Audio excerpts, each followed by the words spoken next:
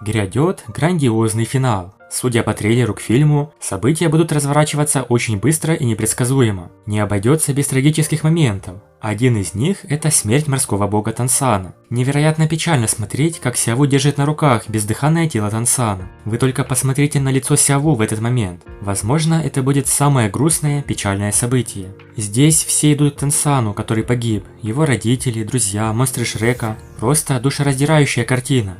Но давайте сначала поговорим о том, как все началось и что привело к проигрышу Тансана. Став морским богом, Тансан отправился сражаться с богиней Тяньжэньсюэ. Она зря время не теряла и углубила понимание божественной силы. Единственным преимуществом Тяньжэньсюэ было то, что она стала богом немного раньше, чем Тансан, и имела более глубокое понимание силы уровня бога. Но против Тансана, ставшего морским богом, у нее не было шанса. Она еще тогда, когда Сан был на уровне титулованного, не могла его просто так убить. Что уж говорить сейчас, когда Тансан достиг 100-го ранга.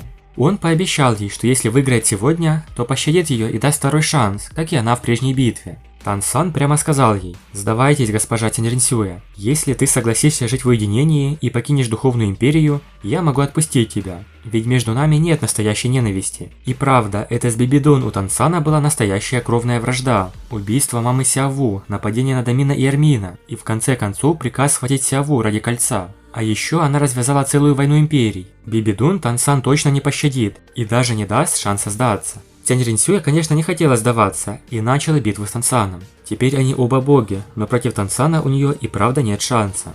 Тансан действительно только что получил силу морского бога, и у него не было времени, чтобы получить полное представление о многочисленных способностях морского бога. Например, теперь, как настоящий владелец Трезубца, он мог использовать все его 13 навыков, а не только 3, что научил его прежний морской бог. Очень интересно было бы увидеть остальные 10 навыков Трезубца.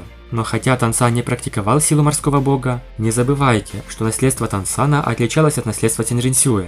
Когда она получила наследство, все испытания, которые она прошла, были тенью ее дедушки Тяньдаолю. С его помощью она избежала многих сложностей. С точки зрения таланта, она не была равна Тансану. И то, что она стала богиней раньше Тансана, в основном было благодаря влиянию и помощи дедушки. Но с Тансаном все было по-другому. Босс-Асси не то, что помогала ему, но были даже случаи, когда она хотела убить его, что делало весь процесс испытаний еще более сложным. В общем, превосходство Тансана было очевидным. Они начали сражение.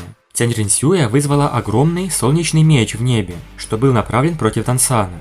Он рассекал волны морской воды, что поднял морской бог Тансан, и, казалось, достиг его головы. С мягким взмахом 8 крыльев морского бога на его спине золотисто-голубой свет устремился к небу, насильно разорвал божественную связь Тяньжэньсюэ с мечом священного солнца. Наряду с нефиксированной бурей он также насильственно растворил сам меч священного солнца. После этого она использовала свет правосудия, часть ангельской справедливости. Луч чистого золотого света упал с неба, ударив прямо в Тансана. Он не был готов к этой атаке. Тансан почувствовал, как по всему его телу разлился несравненный обжигающий жар. Его движения стали медленными, а божественная сила в его теле таяла, как снег. Сила Тансана мгновенно слилась с одеянием морского бога. 8 крыльев сложились вокруг, чтобы защитить его, образовав золотисто-синий барьер, который изолировал палящий истинный солнечный огонь снаружи. Тансан выпустил дракона из своего наплечника. Тяньжэньсюэ недооценила силу морского бога, или можно сказать, что она недооценила силу океана. Эта энергия в форме дракона росла в геометрической прогрессии, практически за мгновение становясь длиной в 100 метров, превращая в золотисто-голубого гигантского дракона. В божественном царстве бог ангелов и морской бог были главными богами, но кто из их преемников был самым сильным, зависело от самих преемников. Эта морская энергия столкнулась с солнечным огнем Тяньжэньсюэ, и они оба были отброшены назад. Все-таки Тяньжэньсюэ сумела пару раз совершить серьезные атаки на Тансана. В одной из них она активировала ангельскую сферу и мгновенно разделилась на многочисленных Тяньжэньсюэ. И каждая Тяньжэньсюэ высоко держала меч священного ангела, за спиной которого сиял диск из чистого золота. И все диски позади всех Тяньжэньсюэ сияли в сторону Тансана. Тансан почувствовал, как будто его тело внезапно стало весить 30 миллионов тонн. И даже с его божественной силой он был придавлен до такой степени, что стало трудно дышать. Бесчисленные Тяньжэньсюэ закричали в один голос: «Солнце! 10 тысяч солнц прорывает небеса!» В пределах досягаемости этого чистого солнечного света даже земля начала тонуть. Тансан стал более серьезным. Именно в этот момент и хлынула лазурная волна со всего океана. Столкновение воды и огня было беспрецедентным. Преимущество Тансана было очевидным. А еще он обманул Тяньжэньсюэ, сказав «слеза гуанинь». Она боялась этой техники. И когда Тяньжэньсюэ готовилась к атаке скрытого оружия, Тансан активировал совершенно другой навык. В итоге Цянь Ринсюэ признала поражение, и они просто разошлись в разные стороны, но битве между ними суждено произойти снова, в будущем. После того, как Тансан впервые победил бога силой божественного уровня, он, естественно, был в хорошем настроении. Цянь Ринсюэ ушла, и, как и сказала Сяову, она определенно направилась на главное поле битвы. Тансан также не мог задерживаться здесь слишком долго, на случай, если она воспользуется своей божественной силой, чтобы навредить его семье там. Было бы слишком поздно для сожалений.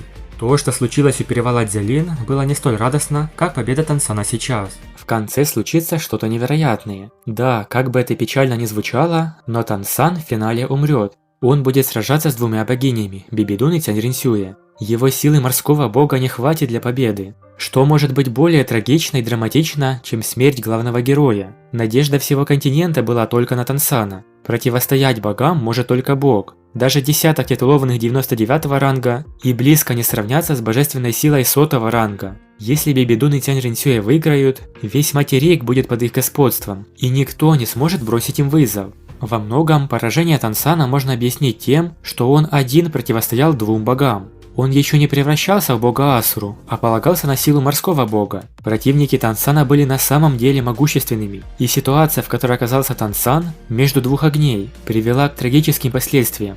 Финальная битва быстро приближается. Тансан, как главный герой боевого континента, сражается с мировыми злодеями в лице Бибидун и Цянь Ринсюэ. Так что же произойдет в финале? Как погибнет Тансан? Неужели Духовная Империя победит? Все последующие события происходят непосредственно в самом конце войны Империй. К этому времени Тансан станет полноценным морским богом, Бибидун унаследует силу Ракшасы, а Цянь Ринсюэ станет богиней-ангелом. Сражение богов – это далеко не то же самое, что битвы мастеров. Здесь ни кольца, ни навыки, ни даже духи не играют столь большого значения. Важнее всего божественная сила и божественное оружие, а также то, насколько хорошо наследник усвоил и принял божественное владение. Только недавно погибли Чин Синь и титулованный Кости, спасая Тансана. Он был ранен в очень тяжелом положении и не смог бы вынести этот удар.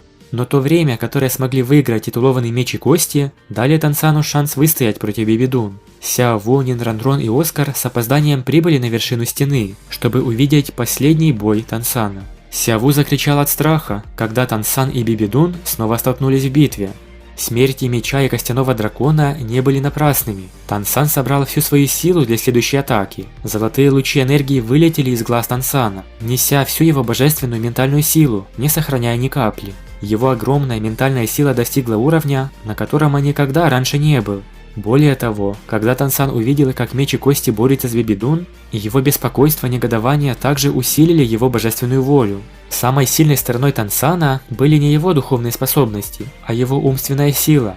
И на этот раз, даже если Бибидун была на пике своих сил, атака Тансана была очень успешной. До этого Тансан сражался с богиней Цянь Ринсюэ. Чтобы ее победить, он потратил слишком много божественной силы, его раны были очень серьезными. Когда Тансан ударил Цянь Ринсюэ, он уже был ранен косой Ракшасы. Его тело и духовные силы были повреждены, но ментальная сила не была израсходована, лишь небольшая часть использовалась для контроля. Теперь эта ментальная сила Тансана возымела пугающее воздействие на Бибидун. По ее реакции было видно, насколько она пострадала. Этот удар был даже мощнее, чем атака, уничтожившая богиню Цянь Ринсюэ. Когда в Бибидун попали эти золотые лучи, казалось, что она была сильно поражена, отброшена назад. Она дрожала. Ее броня Ракшасы просто растворилась. Затем она, казалось, потеряла сознание, упала и неустойчиво зависла в воздухе. Из всех отверстий ее головы все время хлестала кровь. Однако положение Тансана было более серьезным и даже хуже, чем у Бибидун. Несмотря на то, что он одержал верх, он был ранен и его божественная душа была повреждена. Золотая кровь хлестала из его груди и спины, там, где пронзила коса Бибидун. Доспехи морского бога растворились и исчезли, трезубец превратился в луч света и вернулся в его знак на лбу. Тансан больше не мог контролировать свою божественную силу, он упал на горный перевал. В это же время Бибидун пришла в себя. Фиолетовый свет вернулся к ее голове, и она открыла глаза. Затем Бибидун громко закричала. Ее когти сильно ударили Тансана. Внезапно в небе появился острый коготь и снова пронзил его прямо в левую грудь. В воздухе появилось золотое сердце, но его держала злая пурпурная клешня Бибидун. «Нет!» Сразу же раздалось несколько жалобных криков. Сяову, Нинранрун, Оскар, Великий Мастер, Танхао, даже Хулена, которая держала Тянь Жэньсюя, закричали одновременно. Лицо Хулены было полно слез, она сидела на земле, как будто потеряла всю свою силу. Тянь Жэньсюя проснулась от этого сотрясения, увидев сердце Тансана, которое держала лапа Ракшасы. Тело Тансана яростно извивалось, когда его сердце разлетелось повсюду лучиками света. Оскар взревел от гнева. Он моментально взлетел в небо и забрал тело Тансана, у которого больше не было сердца. Так умер Тансан после битвы с Бибидун. Можно только представить, каково было Сяову и остальным друзьям Тансана. Возможно, вы спросите, неужели это все, конец для Тансана? Нет, его смерть была не окончательная. Тансан обязательно вернется, причем очень быстро, и выиграет войну. Да, Тансан почти в самом финале погибнет от рук Бибидун. Это факт. Сцена его смерти полна огорчений и слез его друзей. Да что там, даже враги, такие как Хулена и Тянь Жэньсюя, были потрясены смертью Тансана. Наверное, этот момент будет на том же уровне эпичности, что и жертва Сяову. Однако, есть способ вернуть Тансана к жизни. Потому что к тому времени он уже не был простым человеком. Все-таки морского бога убить не так легко. Тансан умер однажды, когда спас Сяову и вернулся. Также на этот раз Тансан погибнет не навсегда. Он спустя совсем короткое время вернется к жизни. А тогда всей силой Асуры отомстит Бибидун. Пощады императрицы не будет. Убив Тансана, Бибидун дала Небесной Империи лишь 3 дня, чтобы сдаться. В ином случае она обещала божественной силой расправиться со всеми. Без Тансана теперь противостоять ей некому. Силой бога не сравнится ни один мастер, пусть даже титулованный.